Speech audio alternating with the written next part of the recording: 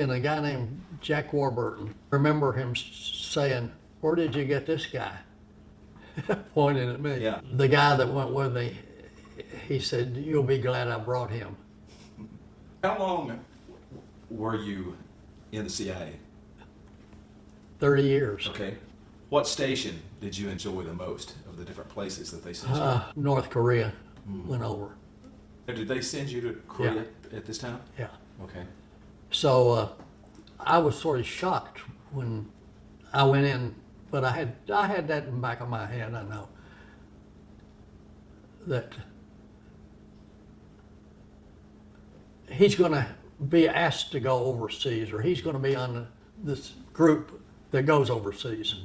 So that's why they put me on that. Okay. And they put me on with a guy that would kind of look out for me. Okay.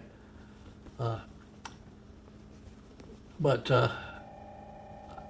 as far as handling the code and so forth, at that point I could handle it as well and as fast as anybody, and better than most. Yeah. They ran checks that you didn't know that they were running one time when I first got into it. And myself and one other guy who was about as young as I was, we were the top ones. And that woke the manager up, that we got guys in here that have been doing this for years, doing it all through the war. And these kids are coming in and they're doing it better. But the typing, it was what was making me better. That separated you. After that, that was, I can't remember what month it was now that the Korean War started. But by the end of the week, I was processed and ready to go. Okay. It got up around Christmas time, and this guy Warburton had said, "Who's that?" or "What's that?" Yeah. He and I had become pretty good friends. He had ended his tour, and they had sent another guy out to be the chief of comm. About 10 days before Christmas, the boss, not the commo boss, I was sort of the second commo boss by then, but the boss of the whole operation. And I had told you that I had gone with him to brief the general. He said, "Hey Johnny," said, "how'd you like to go home for Christmas?" And I said, "Oh, I'd love it." And he said, "You got parents and everything?" And I said, "Yeah." And he said, "I want to send you back here for some training." He said, "It'll only take you about a week for the training." And said, "You can ask them for, 10 days, 15 days, whatever you can get out of them, and then you come back." So I said, "That sounds good." I got back, and a friend of mine was at the fence at the airport, and he knew what plane I was on. And when I come out of coming off of the plane, he was there to meet me, help me with my luggage and so forth. He was a nice guy. We got to do a little boozing and running around before. But anyway, he says, "We're having a party." I don't remember. It was on Friday night before Christmas. Now this is in D.C. He said, "We're having a party." Said, "We got girls working now in the center." And said, "We got 6 or 8 of them." Says, they can't do anything, but they're there. Said, you'll see. He says, they're having the party. That's one of them. Anyway, I went to that, and I always tell her this. She claims it's not true. But, you know, I didn't have a date or anything. But she was sitting over on something with couch, like with some of the girls, and I was there. She kept looking at me. I was feeling, yeah, boy, my hair combed, I got my pants on. Listen, and she, I don't know if we ever talked. I guess we did. We sort of broke down, you know, during the evening. But she had another boyfriend that was there. Mm-hmm. But somebody told me the next day, you know, Carrie is the one that you were talking to there at the end of the show. Says she'll be inviting you to the next party, and sure enough, she was. And you've been married how long now? It wasn't long. I went on, my family, my mom and dad were up in Ohio, because that's where my brother's first assignment. Okay. As FBI agent. I went up there. I rode a bus up there. Yeah, the thing was crowded, and you know, Christmas time and so forth. You know, half of the time you'd stand there and see some woman sitting in the seat, and another woman standing up, and you're sitting in the seat. You know, I must have ridden about half of the way up there standing up. But I got there and I found where they lived. My mom and dad were there. We had a nice Christmas. I had a lot of money in my pocket, and I bought everybody's things and had a good Christmas. And my mom and dad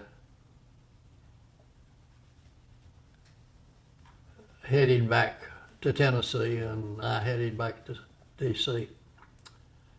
But it was a good time, because they were more like this by then. Okay, yeah. But And tell me about how long did you date Carrie before you married? how long? How long did you date? We married in October. Okay. Yeah, in October. So I believe the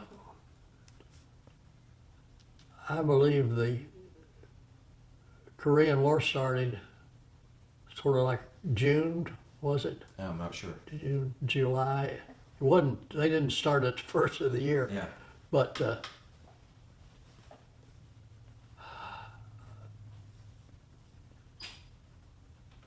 I'm trying to think. Carrie and I married the October of that year, but there was Okay. a couple things happened. I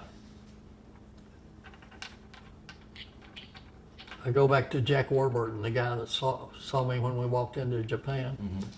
He had recommended me for a Okay, yeah, we're good.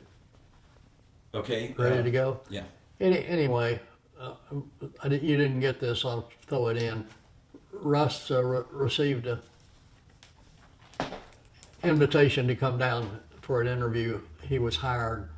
He was down here working because Carrie and I hadn't got the house built, and Carrie was staying in the house we had till I did. So that had worked out good. From there on, I would be getting into a few things that I did after retirement. Well, you saw that's my retirement. Mm-hmm. I was looking for something. Oh, before you get into that, You told me about Cheryl and Russ. Oh, yeah. And the third. Cheryl, Russ, and Diana. Okay. They were all 2 years apart. Okay. You want to talk about Diana for a minute? Yeah. Now, Cheryl was first, 2 years, almost 2 years. Russ, almost 3 years. Diana. Okay. We had them stacked up. My dad said, "What are you doing to yourself?" But anyway, they were the three of the sweetest kids God could ever have given me. Just like their mom, right? Yeah. Anyway, after I got through all of the politics, Bill had worked for the big plant there in West Loudon, made mufflers and Oh yeah. all of this. Fairmont. And he and another guy had tried to start a courier / purchasing Okay. business. They had a hard time convincing the company that that's what you had, that in time and availability of parts and so forth, if you had somebody going that knew what you needed, when you needed it, this type of thing was a lot better than just calling and talking to somebody in the ordering department that you want to so and so. That was one of the reasons they had said, this would be what you needed. They sort of took time about taking a little leave from their regular job and doing that to see how that would work all right. They didn't think it was something they wanted to do a long time. Yeah. But they just were looking for somebody to replace them. They wanted me to either work for them or me take the whole business. They didn't charge me anything for it. Really? I can see why. Yeah. But I said, well, I want to go to the plant and talk to the person that does the purchasing. And I did, and it was a woman. She knew what she was doing. She did well. And she said, yeah, we would like that if it was somebody that would do it, but said, we really don't have a 5-day week requirement. Said, this would be either a Monday, Wednesday, Friday, or it could be Tuesday, Thursday. And then if in between time we needed something, we could call you. So I thought, well, that can't be all that difficult if it's not that good. And I'd known myself around Knoxville pretty well, even way back from when I was a kid, to bringing that up to date. So I knew I could read a map and find out where everybody was at that I'd have to go to and so forth, which I did. And I took that job. All at once, I got a call from the people at the mushroom plant. They had the same type thing. Okay. I had one company out in the area past the new center out before you get into Vonore. They called and they wanted to see me. I could have built it up, and I was building it up, and I was going to sell it to somebody. Okay. But while I was building it up, I was in the Lions Club, and I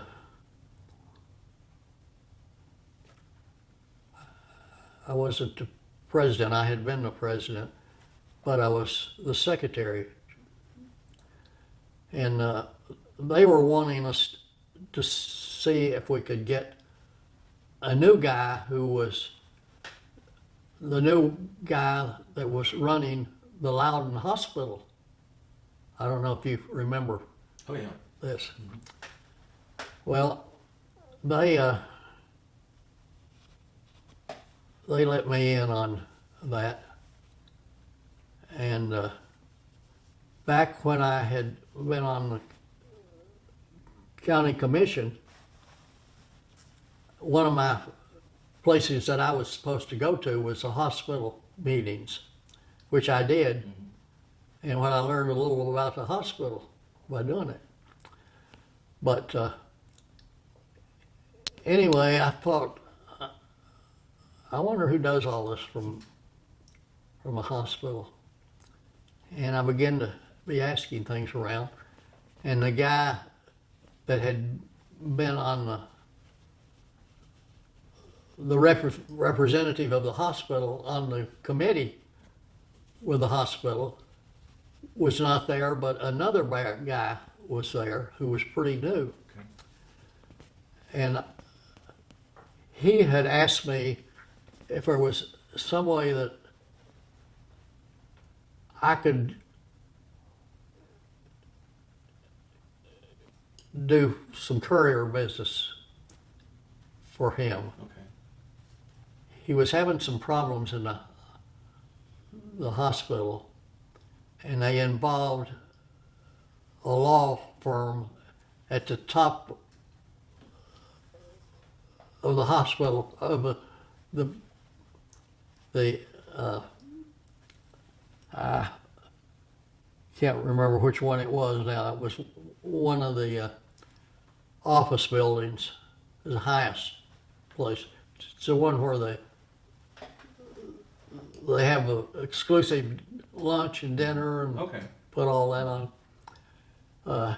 He said, could you deliver very scary stuff? When I say scary, it's scary that it would be lost Okay. up there. And I said, well, I could get it there. I don't know.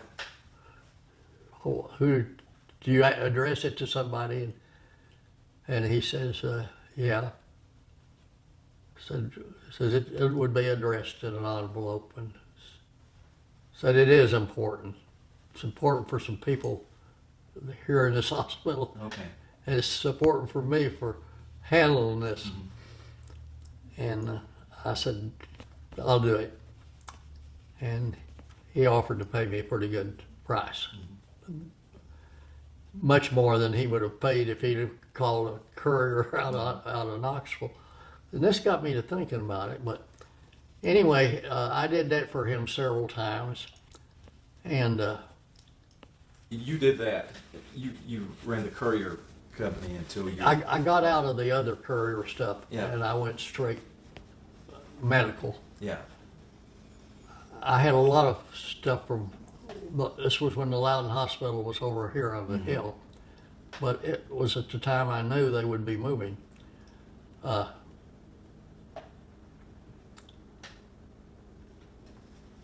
I set my price. It was cheaper than what he would have to pay if he called somebody to pick it up. He would have never been able to call people to do the actual handling, not of the bare bottle or anything, but of the package Yeah. that had a lot of anything in it. I didn't worry. So you were taking these from hospital to hospital. Hospital to hospital. Yeah. I got in good pretty quick with the hospital at Fort Sanders, not Fort Sanders, the one at Park West. Park West. And they wanted to hire me some, so I was making a little money off of that.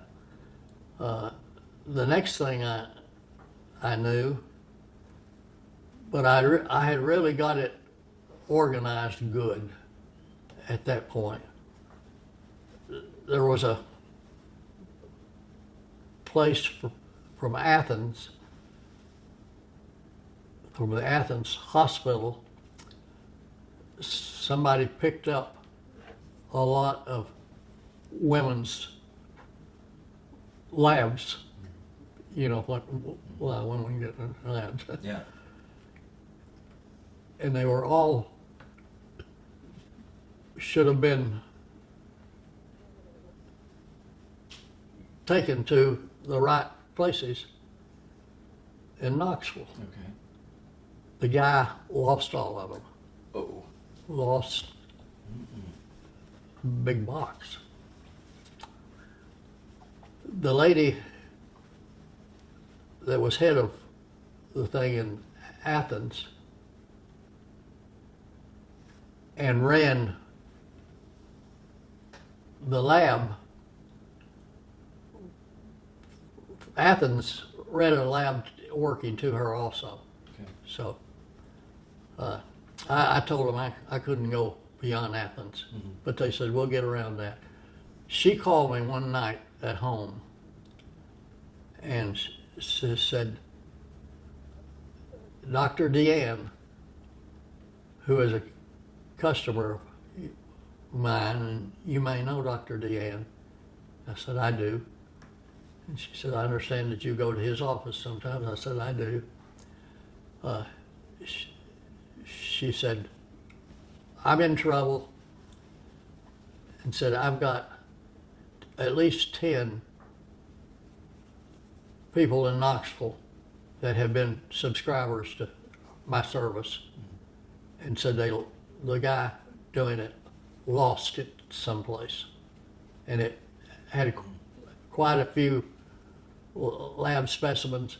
It said it had at least 2 in all of my customers. And she said, I got a call before I left the office from 10 people that were mad as could be. Yeah. And said they're going to have to call those patients back in and put them through something that's not very pleasant, as you know. And said, I'm trying to save them. And she said 3 of them have already contracted with somebody else, but said there's 7 of them that we might could save if we could get somebody. And she said, I don't know you, but says, I'm told that you could probably get these people back. And Were you able to? I saved 3 out of the 7. Okay. And we built back up Yeah. then after that for her. But I really made good money. I'm Yeah, I running bet. because between here and Athens, and I only did that on Tuesdays and Thursdays. But that put me into some, I was really making some good money. I'm almost out of battery. So you did this until you were 85, correct? What? You worked in the courier business until you were I 85? worked in the career carrier business until I was 85. Yeah. Well, thank you for meeting with me today. Yeah. We learned a lot of new stuff about you. And thank you for your service. Yeah.